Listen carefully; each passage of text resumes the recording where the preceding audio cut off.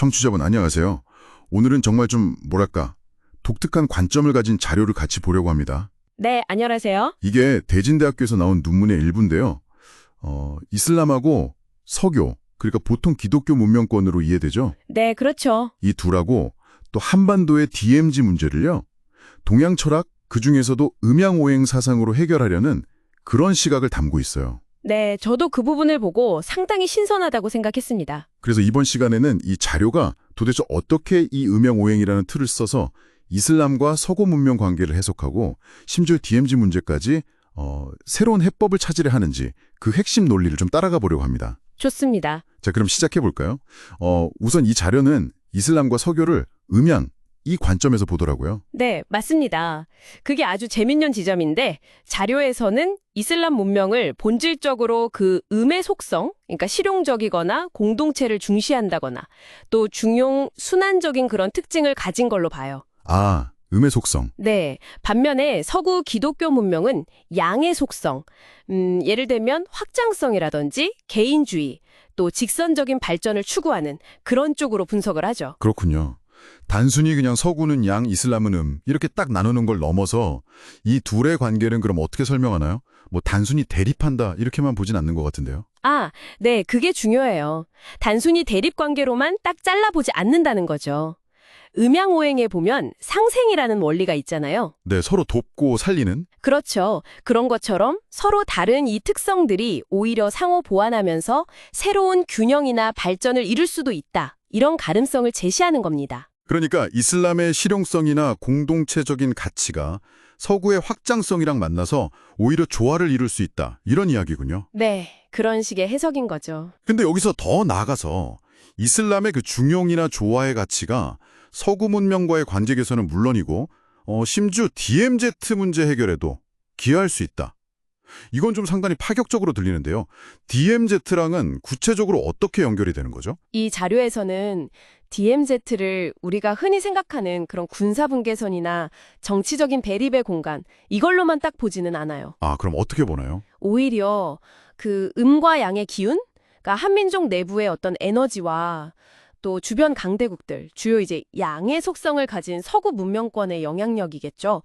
이런 에너지가 아주 첨예하게 부딪히면서도 동시에 역설적으로 새로운 균형점을 찾아가는 그런 상징적인 공간으로 해석을 합니다. 에너지가 충돌하면서 균형을 찾아가는 공간이라.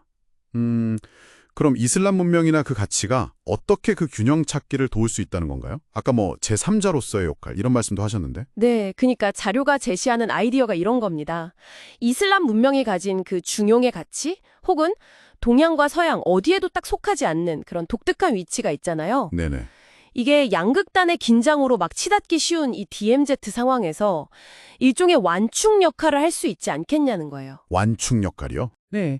예를 들면 뭐 이슬람 문화권하고 교류를 하면서 서로 존중하고 좋아하는 가치를 공유한다거나 아니면 이슬람 국가들이 이 첨예한 이해관계에서 비교적 좀 자유로운 편이니까 어떤 중립적인 중재자 역할을 할 수도 있지 않을까? 이런 가능성을 탐색해 보자는 거죠. 뭐 직접적인 정치 개입이라기보다는 문화적이고 철학적인 관점에서 새로운 균형점을 찾아보려는 시도라고 할 수 있습니다. 야, 이거 상당히 거시적인 접근인데요.